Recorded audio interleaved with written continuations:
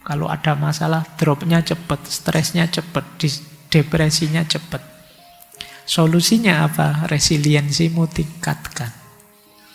Biar tidak gampang stres, biar tidak gampang drop. Ya mulai besok latihan ya, latihan kuat. Nanti ada caranya. Jangan menghindari bahaya, jangan menghindari masalah. Hidup itu pasti ketemu bahaya, pasti ketemu masalah. Dan yakinlah setiap kali kalian ketemu bahaya, ketemu masalah, itu adalah kesempatanmu untuk jadi lebih hebat, lebih tangguh.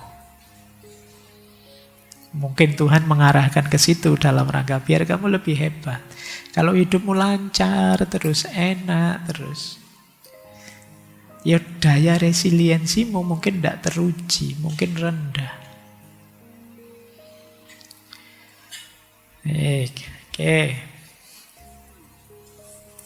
Nah ini 3 bentuk resiliensi. Yang pertama,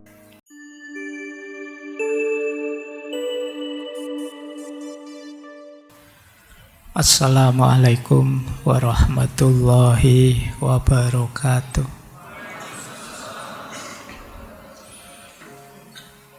Bismillahirrahmanirrahim. Alhamdulillahi rabbil alamin. Assalatu wassalamu ala asyrafil anbiya'i wal mursalin Sayyidina wa maulana Muhammadin wa ala alihi wa ashabihi wa man tabi'ahum bi ihsanin ila yaumiddin. Amma ba'd. Bismillah, mari kita lanjutkan lagi ya belajar kita. Oke, yuk kita mulai tema kita. Tidak apa-apa temanya hanya setengah, yang penting kalian dapat wawasan tentang ketidakpastian dan situasi konkret yang kalian hadapi. Sekarang kita ke resiliensi. Jadi resiliensi itu kemampuan seseorang untuk bangkit, bertahan, menyesuaikan diri secara positif ketika ada tekanan, kesulitan, atau perubahan tidak menentu. Jadi kan tadi zaman itu betapa chaosnya, betapa tidak terduganya, betapa tidak pastinya. Kita memerlukan resiliensi, ketangguhan, ketahanan. Ada yang menyebut resiliensi itu daya lenting, daya fight back. Seperti pegas. Kalian ngerti pegas ya, per. Per itu kalau ditekan keras, dia baliknya akan keras. Mungkin kalian, saya tidak tahu, masa kecilmu ngerti tidak mainan yang kalau ditaruh mungkin di bawahnya ada besinya itu. Kalau kamu miringkan ke sini, dia tetap akan balik ke sana. Tidak bisa dijatuhkan. Mungkin dulu waktu kamu kecil kamu pakai latihan tinju itu. Kamu seneng karena dia setiap kali ditinju dia balik lagi, dia balik lagi. Daya pegas, daya lenting. Itu resiliensi namanya. Kalau untuk ketahanan batinmu. Jadi satu kondisi di mana kalian begitu kuatnya, begitu tangguhnya, sehingga sekeos apapun, sekacau apapun situasi, kalian masih bisa tegak kembali. Itu yang disebut resiliensi. Nanti ada individual, ada kolektif, ada spiritual, filosofis. Kalau individual secara psikologi, resiliensi itu kapasitas kemampuan kita untuk bisa mengelola stres, trauma, kegagalan, sehingga kita tidak menghancurkan diri kita. Jadi jatuh bangun lagi itu resiliensinya tinggi berarti. Kalau secara sosiologi ya komunal, bersama-sama, kolektif.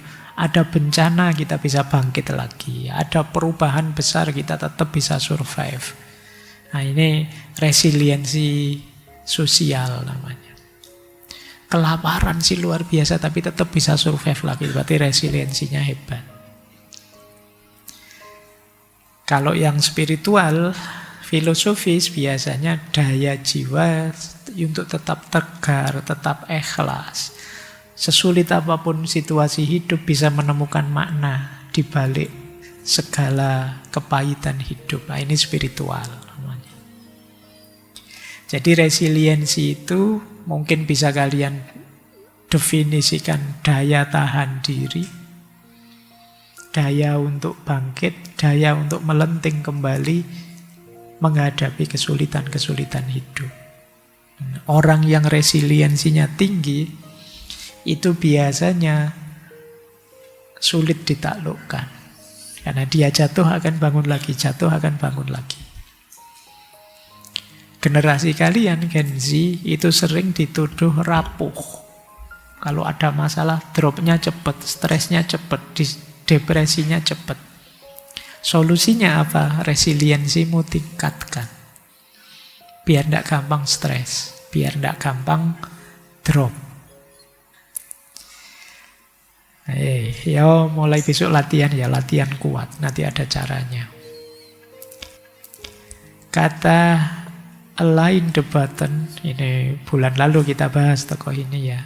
Kata beliau, setengah dari seni hidup yang baik itu resiliensi. Sering saya bilang juga, hidup itu harus bisa ngegas, harus bisa ngerem. Resiliensi ini konteksnya ngerem. Untuk kemudian bisa ngegas lagi. Kalau kata Nelson Mandela, jangan menilaiku dari kesuksesanku, nilailah aku dari seberapa sering aku terjatuh dan bangkit lagi. Orang hebat itu orang yang jatuh bangkit lagi, jatuh bangkit lagi. Kalau orang yang berusaha langsung sukses itu tidak luar biasa, mungkin karena fasilitasnya banyak, mungkin karena dia sejak awal punya modal ini, modal itu, tidak luar biasa. Tapi orang luar biasa itu orang yang mungkin saja dia jatuh, mungkin saja dia kalah, mungkin saja dia terhempas, tertindas, tapi tetap bangkit lagi. Ini orang hebat, sudah. Jadi kalau kalian ingin jadi orang hebat, kuatkan resiliensimu. Kata Konfusius, kemuliaan kita yang terbesar bukan karena kita tidak pernah jatuh, tetapi karena kita bangkit setiap kali kita jatuh. Jadi orang hebat, orang mulia itu adalah orang yang setiap kali jatuh bangkit lagi. Ya mulai ya, ini kalau diomongkan lancar enak. Tapi kalau dijalankan tidak sesimpel kalimatnya. Ya tadi Nelson Mandela kalimatnya pendek, tapi lihat perjuangan beliau untuk pembebasan rakyatnya dari penindasan rezim apartheid itu panjang dan pahit memang. Jatuh bangun itu pahit, tapi membuatmu tangguh. Jangan menghindari bahaya, jangan menghindari masalah. Hidup itu pasti ketemu bahaya, pasti ketemu masalah. Dan yakinlah setiap kali kalian ketemu bahaya, ketemu masalah, itu adalah kesempatanmu untuk jadi lebih hebat, lebih tangguh. Mungkin Tuhan mengarahkan ke situ dalam rangka biar kamu lebih hebat. Kalau hidupmu lancar terus, enak terus, ya daya resiliensimu mungkin tidak teruji, mungkin rendah. Oke. Nah ini 3 bentuk resiliensi. Yang pertama recovery, yang kedua coping, yang ketiga transformation. Ini nanti tak jelasin satu-satu ya. Kalian mungkin lihat gambarnya ya paham yang dimaksud. Itu kan yang satu ada orang jatuh ke perosok ke bawah tapi berusaha untuk naik lagi. Yang kedua itu gambar bunga di tengah padang pasir, mungkin itu di tengah aspal keras, tapi dia tetap bisa tumbuh. Itu coping namanya. Yang ketiga, kupu-kupu. Dari berat dan pahitnya transformasi dia dari kepompong, pada akhirnya dia jadi kupu-kupu. Oke. Sekarang sesuaikan dengan narasi hidupmu masing-masing. Bisa ndak kalian recovery, coping, dan transformation ini? Yang pertama recovery. Recovery itu bouncing back, memantul kembali. Recovery itu kembali ke titik awal lagi. Semula kita terperosok. Nah, pada akhirnya kembali lagi ke posisi sebelum terperosok. Itu namanya recovery. Jadi proses kembali setelah mengalami kesulitan, krisis, atau trauma. Kayak kalian awalnya sehat, terus sakit, terus mati-matian berobat, akhirnya sembuh. Sembuh itu kan kembali ke fase sebelum kalian sakit. Mengembalikan keadaan seperti sebelum masalah datang. Setelah gagal ujian, IP-mu 3 sih, tapi terus semester ini nilaimu jelek semua. Akhirnya jatuhlah jadi 2 apa jadi 1, apa berapa. Nah, terus semester depan kamu mati-matian berjuang, mengulang juga, terus akhirnya ya masuk track lagi, 3 lagi IP-mu. Itu namanya kalian bouncing back. Kalian memantul kembali ke arah sebelum kalian jatuh. Nah, ini ya. Awalnya hidupmu nyaman. Terus punya pacar, jadi ruwet enggak karu-karuan. Terus putus, kamu depresi. Terus kamu berusaha bangkit lagi, kembali ke situasi awal seperti kamu belum punya pacar dulu, hidupmu nyaman lagi terus. Ini namanya bouncing back. Setelah ada masalah, kamu balik lagi. Banyak orang yang setelah ada masalah jatuh, sudah tidak bangun-bangun lagi, sudah. Depresi, stres berkepanjangan. Dia tidak mampu memantul kembali. Bayangkan ya nanti kalau kalian yang ada masalah, bayangkan dirimu sedang memantul. Atau bayangkan dirimu seperti gambar itu, kalian sedang mendaki lubangmu untuk sampai ke kondisi awal lagi. Ini kalau disambungkan seperti tema Minggu Layu lah, bagaimana kita mereset hidup kita kembali. Ini yang disebut bouncing back. Yang kedua, coping. Coping ini bouncing with, memantul bersama. Kalau ini ada yang bilang lebih hebat daripada yang pertama. Coping ini biasanya problem yang sangat berat. Kita tidak bisa kembali ke kondisi sebelumnya. Sudah terlanjur ketemu masalah seperti ini. Nah, coping ini kita bisa bertahan, beradaptasi dalam situasi sulit. Tidak sekedar kembali ke kondisi semula, tapi kita hidup berdampingan dengan tantangan dan tetap tumbuh dalam keterbatasan kita. Kalau ini mungkin kalau dihubungkan nilai tadi, nilaimu jatuh sampai 2, naik lagi tidak mungkin, sudah semester 14. Nah, kalian tidak mungkin bouncing back. Yang bisa kalian lakukan apa? Bouncing with. Ya sudah Pak, IP saya mungkin ditakdirkan cuma 2, tapi dengan IP 2, ini saya akan pantang menyerah. Saya akan berjuang, tidak mau kalah dengan yang IP-nya 3 ke atas. Nah, ini namanya bouncing with. Jadi, karena situasi pahitnya tidak bisa dihindari, mau tidak mau dihadapi, ya sudah, ayolah. Seperti ini saya juga siap kok. Nah, ini namanya bouncing with. Mungkin ada kalian yang sakit misalnya. Kan ada sakit tertentu yang tidak mungkin bisa 100% sembuh kalau kita tidak bisa mengontrol diri kita. Mungkin diabetes lah, mungkin darah tinggi atau apa.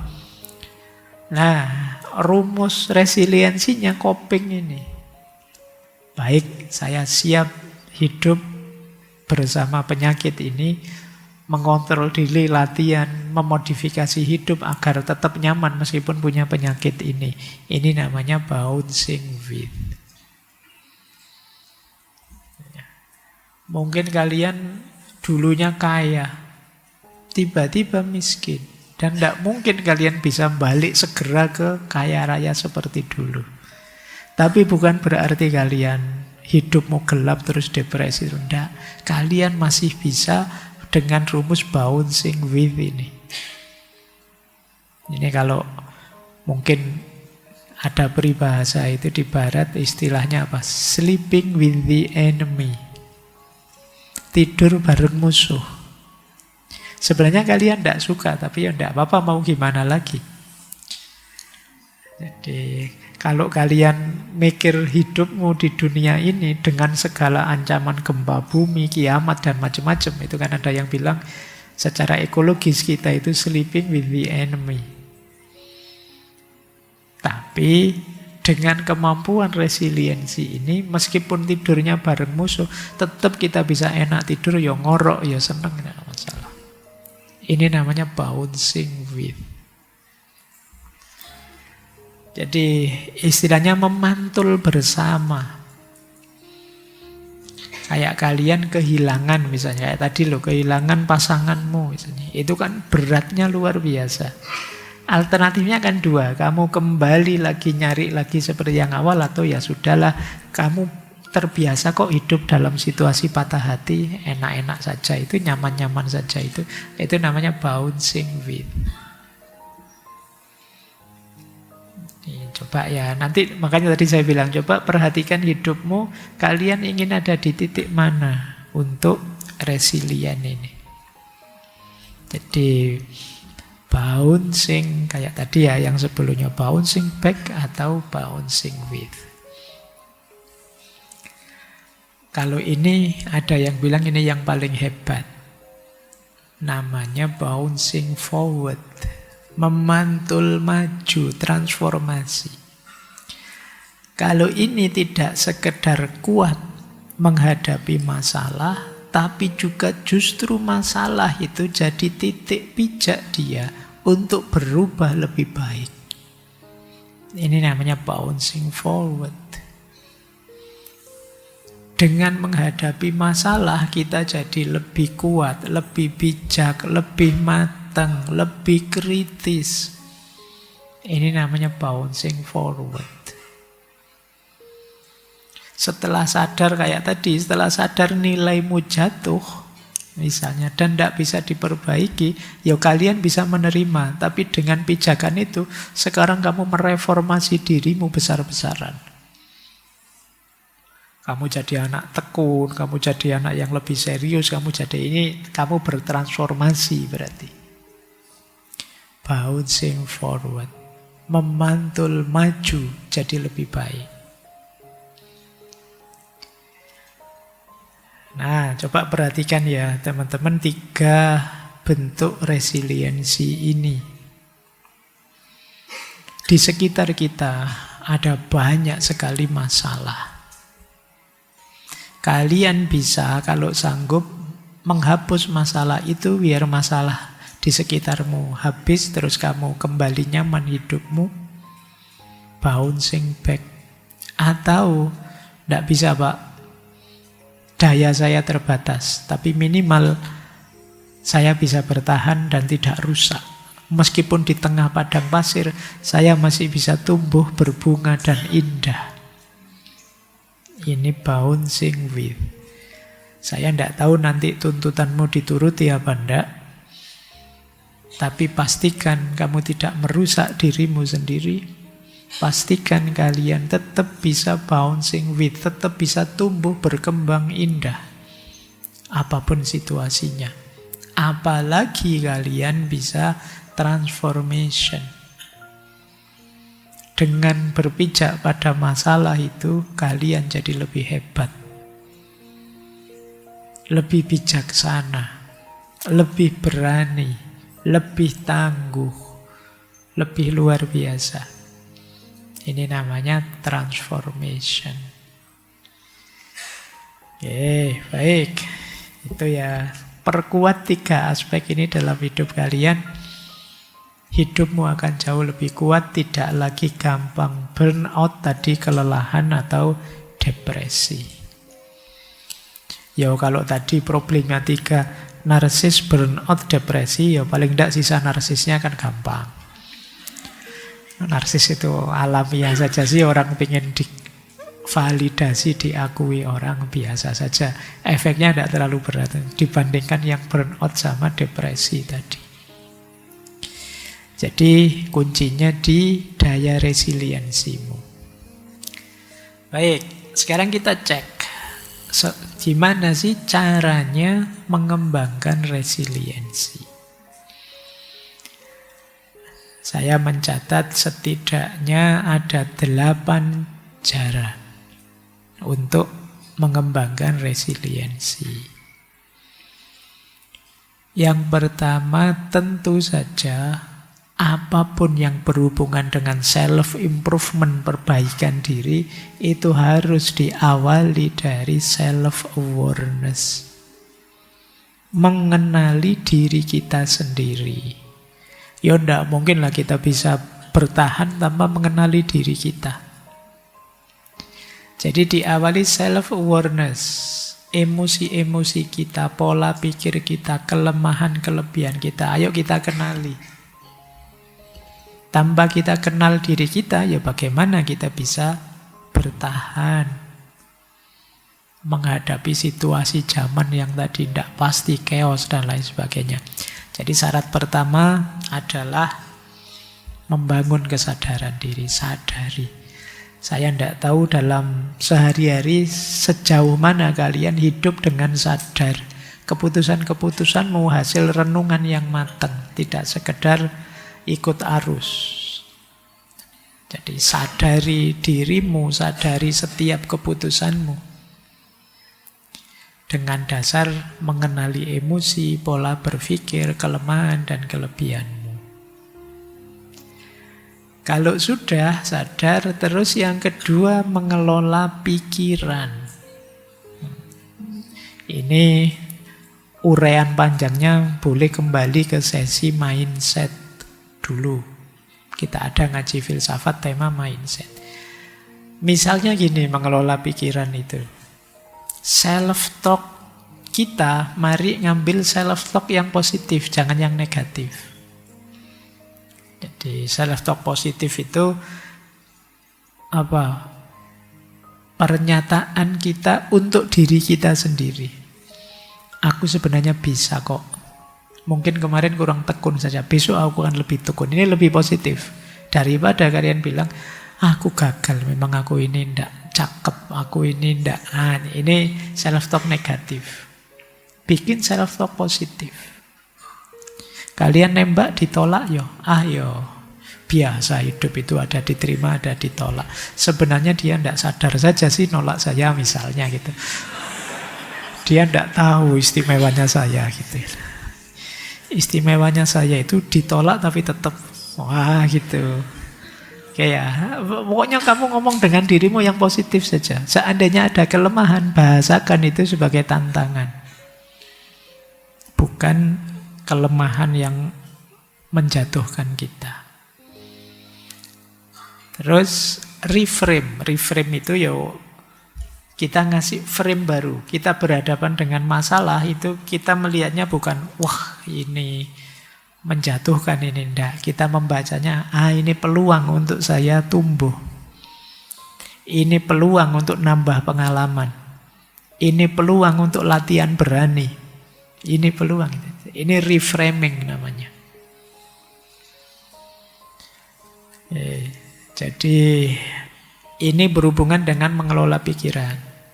Kemudian latihan menerima hal-hal yang di luar kendali dan mengubah hal-hal yang bisa kita ubah. Ini sama ya, di Stoik juga ada banyak pandangan itu. Jadi ini kunci kedua. Pikiran kita nanti jadi sumbernya ketenangan hidup. Yang ketiga, ya kalau ini niscaya ya, kesehatan fisik. Ya tetap kalian harus sehat. Sejernih apapun pikiranmu, kalau tidak sehat, ya lemes. Tidak ada gunanya. Pikiranmu tinggi-tinggi kalau kamu sakit. Gaya hidupmu yang sehat. Kemudian kuatkan jaringan sosial. Nyari circle yang mendukung. Jangan circle yang toksik. Nanti mungkin minggu ketiga ya, bulan ini kita membahas support system. Antara lain jaringan sosial yang mendukung. Penting adanya teman, jangan gaya kita itu tidak mungkin hidup sendirian tanpa bantuan orang lain. Akan selalu ada kepentinganmu dengan orang lain. Bahkan misalnya kajian kayak gini tuh, kamu Pak, saya datang sendirian kok Pak, duduk sendirian, tidak butuh lain. Bayangkan kalau lingkunganmu tidak support, misalnya beberapa ada yang seneng sandal-sandal yang bagus terus sandalmu hilang, itu kan tidak bisa, kamu tidak ada hubungan dengan yang akan selalu ada hubunganmu dengan orang lain. Seintrovert apapun dirimu, emangnya kamu tidak pakai baju? Bajumu itu apa ya? Kamu nanam kapas sendiri, kamu memintal sendiri, bikin kain sendiri kan? Ya tidak. Kemudian ngaji saat ini kamu butuh takmir yang nyiapin kopi, yang nyiapin tempat. Memang tidak bisa kita sendirian. Support system penting. Maka membangun resiliensi juga perlu jaringan sosial yang mendukung. Kemudian tentu saja spiritualitas bisa menguatkan resiliensi. Sabar, tawakal itu menguatkan sudah. Kemudian belajar dari kegagalan. Setiap kali gagal, coba kalian tanya, aku bisa belajar apa dari sini? Apa yang harus saya tingkatkan biar tidak gagal lagi? Jadi kamu malah upgrade setelah gagal. Setiap kali jatuh, jadi modalmu untuk lebih kuat, lebih kokoh. Membangun resiliensi juga, kalian harus berlatih untuk fleksibel dan adaptif. Zaman berubah-ubah, situasi naik turun di luar kontrolmu. Mungkin kamu tidak bisa mengubah situasi, tapi kalian bisa mengontrol, mengendalikan dirimu. Mungkin caramu beraktivitas, caramu bekerja, dan lain sebagainya sesuaikan dengan kondisi. Jadi orang yang fleksibel, tidak kaku. Nah, kalau kalian tidak kaku, itu lebih mudah menyikapi perubahan-perubahan situasi. Kemudian mendukung resiliensi juga adalah punyalah harapan tapi yang realistis. Ya, punyalah cita-cita tidak masalah, tapi juga jangan berlebihan. Jadi gantungkan cita-citamu setinggi mungkin. Gantungkan cita-citamu setinggi-tingginya, tapi yang mungkin. Yang tidak mungkin jangan ditarget. Kenapa? Sumbernya stresmu. Sumbernya depresimu. Mimpimu terlalu besar. Nah, ini menguatkan resiliensi. Pada akhirnya nanti saya pakai begini. Jadi itu indikator cara melatih resiliensi ya. Jadi Resiliensi itu ada banyak dimensinya. Ada pikiran, emosional, sosial, spiritual, praktis, dan fisik. Yang pikiran itu berarti tadi ya, memahami, memberi makna, melihat dengan frame yang berbeda. Nah, itu pikiran. Berarti kalian cara melatihnya melakukan reframing, latihan menulis jurnal, latihan menulis pelajaran dari setiap kesulitanmu. Itu melatih kemampuan resiliensi kognitifmu. Kemudian emosinya juga dilatih. Mengendalikan cemas, takut, marah, gimana caranya tenang. Misalnya, itu saya kasih contoh ya, caranya. Biasakan tidak terburu-buru. Kalau emosinya terlalu melonjak-lonjak, pause sebentar. Apa pause itu? Berhenti sebentar.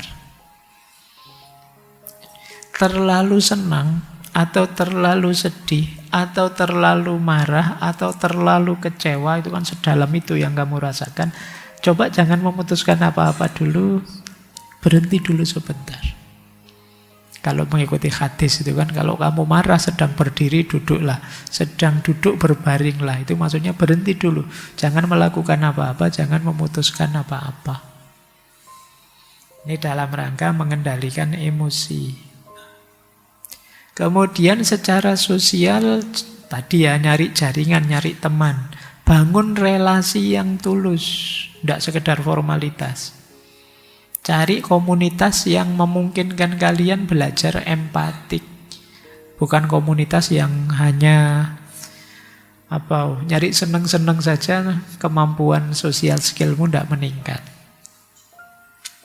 Secara spiritual juga begitu ya. Secara spiritual, perbanyak ibadah, zikir, kemudian banyak baca-baca buku filsafat misalnya. Itu kan meningkatkan spiritualitasmu. Paling tidak kan kamu tidak mikir macam-macam. Yang dipikir maca buku tidak paham-paham. Itu kalau tidak jadi marah, tidak jadi kecewa. Kamu tuh paling sumpek baca buku filsafat, Pak, tidak paham-paham saya, Pak. Itu paling tidak teralihkan sebentar. Nah, ini spiritual. Ya kan resiliensimu akan lebih kuat kalau kamu sadar tujuan. Nah, tujuan itu bisa diambil dari filosofi hidupmu atau makna-makna spiritual. Kemudian dari aspek praksis atau tindakan kalian untuk bisa lebih kuat, boleh kok kalian meningkatkan kualitas dirimu. Misalnya kamu latihan latihan digital apa, nambah kemampuan bahasa apa, itu pasti membuatmu lebih tangguh. Semakin kamu nambah skill, semakin kamu hebat, kuat. Kemudian biasakan, ini mendukung resiliensi. Kalian punya target apapun, rencananya jangan hanya satu. Ini plan A, ini plan B, ini plan C. Plan A gagal ya plan B. Plan B gagal ya plan C. A, B, C gagal semua, ganti rencana. Loh, jadi caranya begitu. Karena planmu hanya satu, ya ketika gagal selesai. Nah, itu ya. Oke, dan fisik tentu saja kesehatan. Jadi penting. Terus, ini penghalang-penghalang resiliensi. Kalian yang dengan mental dan mindset seperti ini, kamu tidak akan jadi lebih tangguh. Resiliensi tadi kan ketangguhan. Saya tidak tahu, mungkin kalian pernah mengucapkan kalimat ini. Misalnya kalian bilang, padahal itu jelas-jelas kamu yang gagal. Tapi kamu bilang, itu bukan salahku. Aku ini hanya korban. Dosennya saja yang tidak fair, tidak adil. Teman saya saja yang usil sehingga saya tidak lulus. Kamu selalu nyari kambing hitam, menyalahkan yang lain. Ya kamu tidak jadi kuat. Karena kamu lari dari masalahmu. Jadi, ya kalau memang kalian yang variabel gagalnya, bilang saya iya. Saya yang gagal. Nah, tapi besok akan saya perbaiki kurangnya apa. Atau yang kedua, kalian merasa, wah ini sudah rusak total, tidak mungkin bisa diperbaiki, Pak. Sudahlah. Nah, ini juga pasti kalian tidak akan dapat apa-apa dari kegagalanmu. Kalian merasa gagal, jatuh sejatuh-jatuhnya. Tidak mungkin bangkit lagi. Apalagi terus kalian bilang, tidak ada gunanya saya berusaha, Pak. Sudah, saya ini memang mungkin levelnya cuma segini. Selesai, kalian tidak akan jadi lebih kuat. Atau kalian protes, mengapa harus aku yang gagal? Apa salahku? Apa dosaku? Tiap hari bikin puisi ya. Ya sudah, kamu tidak jadi resilient, kamu tidak jadi tangguh, tidak jadi kuat. Kamu tidak percaya dengan kenyataan hidupmu. Seharusnya tidak terjadi. Ya, itu sama saja, meratap, lari. Dan yang paling sering mungkin kita yang terakhir itu takdir, Pak, sudah. Kalau sudah takdir itu kamu sudah macet sudah di situ. Ada apa-apa takdir. Oke ya, coba diingat-ingat kalian semoga tidak ada cara berpikir begini. Karena kalau cara berpikirmu ada di sini, tidak jadi kuat kalian. Tidak jadi resilient. Intinya kalian lari dari masalahmu, tidak mengakui kegagalanmu.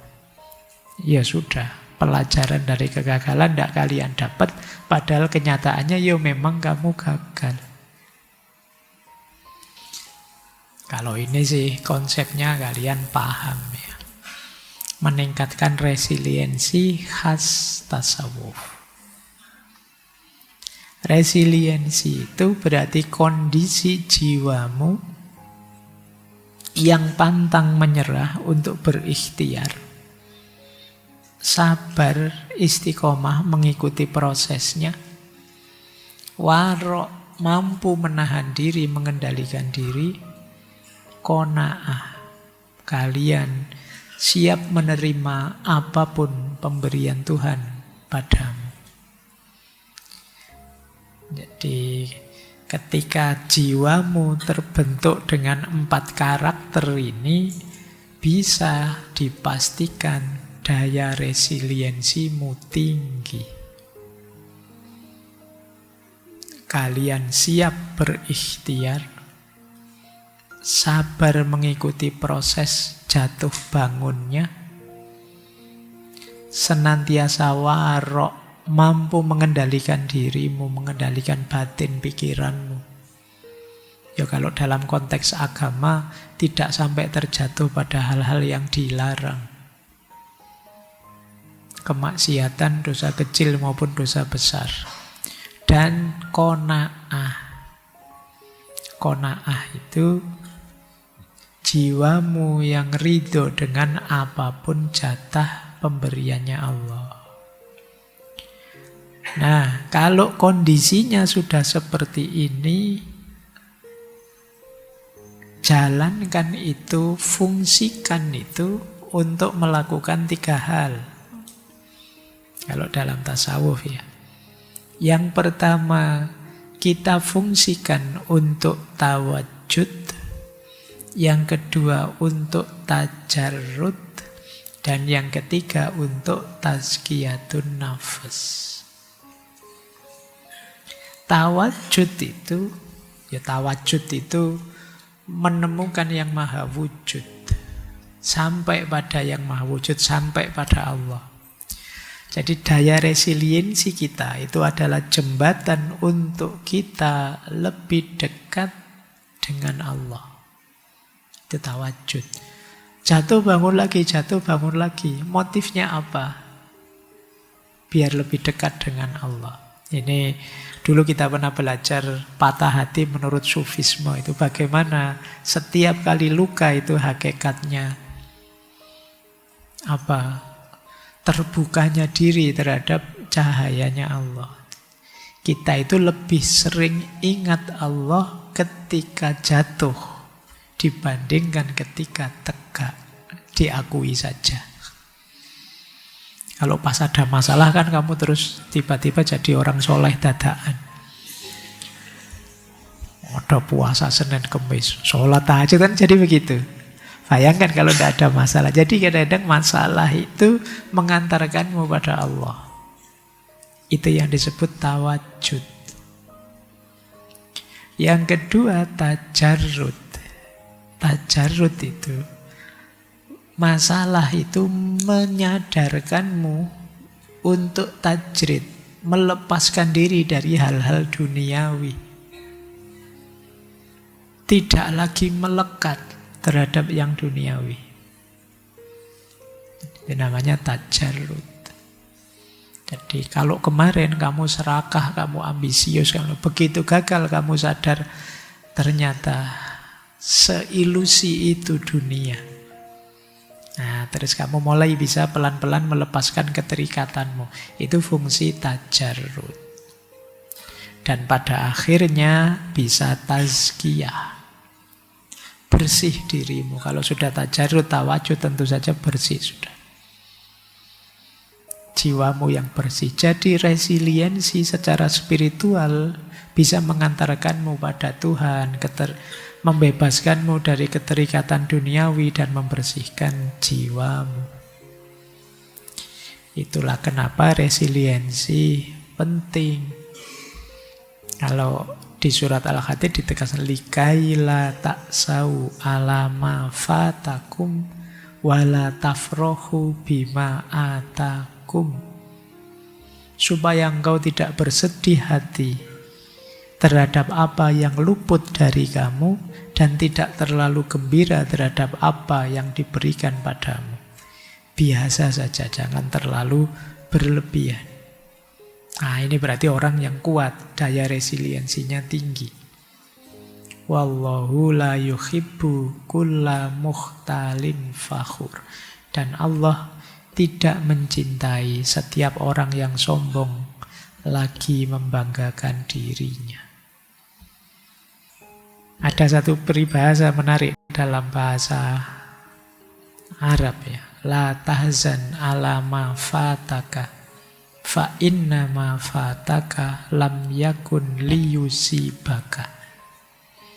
Jangan bersedih atas apa yang luput darimu, karena apa yang luput darimu memang bukan ditakdirkan untukmu. Ini boleh dibikin spanduk bagi yang patah hati. Nah, ya. Iyalah. Dalam hidup ini kita pasti mengalami kehilangan, tapi jangan sesedih itu. Karena apapun yang hadir dan pergi dalam hidup kita sudah dijatah oleh Allah. Jadi jangan sedih kalau ada yang lepas, ada yang luput. Karena tidak mungkin lepas kalau itu jatah kita. Dan tidak mungkin akan menetap di kita kalau itu bukan jatah kita. Maka fa inna ma fataka lam yakun liyusibaka. Sesungguhnya apa yang menimpamu adalah tidak apa yang luput darimu berarti bukan sesuatu yang ditakdirkan untukmu. Ini lagi-lagi menguatkan kita ya, resiliensi. Ada kalimat menarik dalam Bhagavad Gita. Ini nasihatnya Sri Krishna pada Arjuna. Kalimatnya, hanya pada pelaksanaan engkau mempunyai hak dan tidak sama sekali pada hasilnya. Janganlah hasil dari pekerjaan itu menjadi alasanmu. Dan jangan juga engkau membiarkan dirimu tidak melaksanakan pekerjaanmu. Ini kan Arjuna sedang ragu-ragu ini. Masa saya serang? Masa saya jatuhkan? Masa saya bunuh? Ini saudara-saudara saya semua di depan saya. Tapi kan terus Krishna mengingatkan, sudahlah. Kalau itu memang tugasmu, jalankan saja. Tidak usah terlalu panjang terlalu overthinking, mikir hasilnya apa, efeknya apa. Jadi karena apa? Karena menjalankan kewajiban itu hak kita, tapi hasilnya bukan hak kita. Jadi, hasilnya haknya Tuhan. Jadi, jangan hanya karena memprediksi hasil terus kita tidak melakukan pekerjaan kita. Jangan juga engkau biarkan dirimu tidak melaksanakan pekerjaanmu. Ini dalil yang terakhir ini untuk kita semoga jangan males. Kalau bukan kita yang menjalankan kewajiban kita, terus siapa? Kalian mahasiswa, kalau bukan kalian yang belajar, terus siapa? Kalian yang DPR, kalau bukan kalian yang mewakili rakyat, terus siapa? Kalau bukan kalian yang mengelola, misalnya para pejabat Indonesia, lah terus siapa? Lah kewajibanmu memang itu. Seperti saya bilang tadi, segala kekacauan ketika orang mulai lari dari kewajibannya, apalagi terus jatuh egoistik tadi.